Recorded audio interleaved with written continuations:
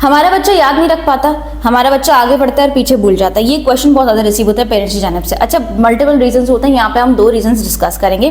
The very first one is mindless memorisation. सबसे पहली चीज़ है माइंडलेस मेमोराइजेशन। आप उसे कह रहे हैं टमाटर का रंग लाल होता है, टमाटर का रंग लाल होता है, टमाटर का रंग लाल होता है। 2 कॉपियाँ भर दी, उसने लिख दिया, पूरी लाइनें। ट्यूशन में होता है अक्सर इस तरह से कि आप पूरी लाइन पर उसको लिखवा देते, ये हो गया।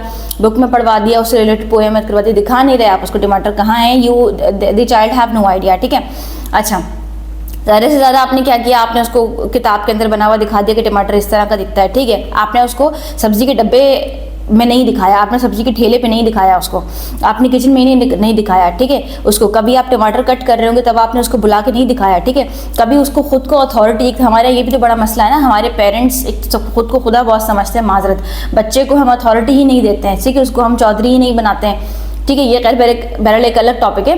तो आपने उसको अथॉरिटी ही नहीं दी कि वो खुद जाए कहीं से और पिक करे कि हाँ भाई लाइक दिस इज टोमेटो, और आपने उसको ऑप्शंस दिए बहुत सारी सब्जियों को और कहा कि इसमें से टमाटर उठा के लाओ। अब वो जब आप उसको कहेंगे, कमांड देंगे टमाटर उठा के लाओ, कैन यू प्लीज जस्ट पास में द टोमेटो।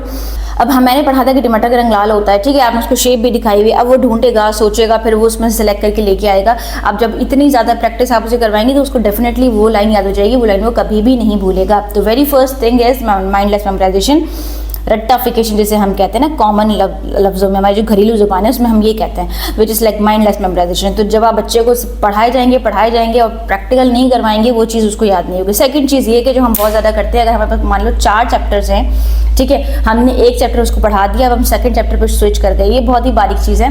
सेकंड चैप्टर पर हम स्विच कर गए, सेकंड चैप्टर पर स्विच करने के बाद हम फर्स्ट चैप्टर को हाथ ही नहीं लगवाते।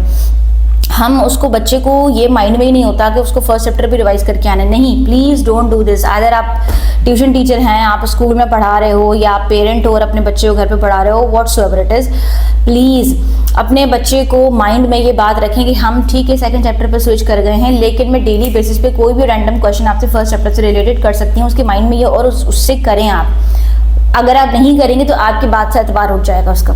कोई भी छोटा मोटा क्वेश्चन, कोई भी अगर एक क्वेश्चन है, उसकी 4 लाइनें हैं, वो पूरा एक्सप्लेन हुआ है, उन चारों लाइनों में से कोई एक छोटा सा क्वेश्चन बना के उससे पूछ लें कि फलाने सबक में जो है वो हमजा ने किसको गेंद मारी थी।